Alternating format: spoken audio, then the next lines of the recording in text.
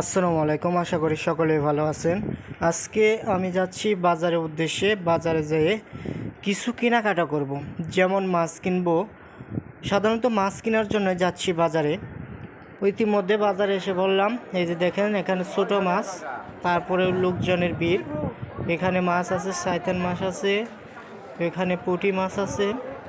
দেখেন এই যেখানে সাইতানগুলো শুধুমাত্র তাজা আছে, আর পুঁটি মুটি যে গুঁড়া মাছগুলো এগুলো মরে গেছে। আবার এই পাশে দেখেন শিং মাছ আছে বড় বড়, আর এদিকে আছে দেখেন এই যে গুঁড়া মাছ। এখানে দেখা যাচ্ছে দেখেন বড় বড় রুই মাছ, কিন্তু আমি রুই মাছ নিব না, আমি পাঙ্কাশ নিব। পাঙ্কাশের যে দাম 180 টাকা কেজি, ওই যে আমি পাঙ্কাশ নিচ্ছি, একটা পাঙ্কাশ নিচ্ছি। আর এখানে এসে বললাম সদাইয়ের দোকানে, যেহেতু বাড়িতে যাব সদাই নিয়ে যেতেই হবে।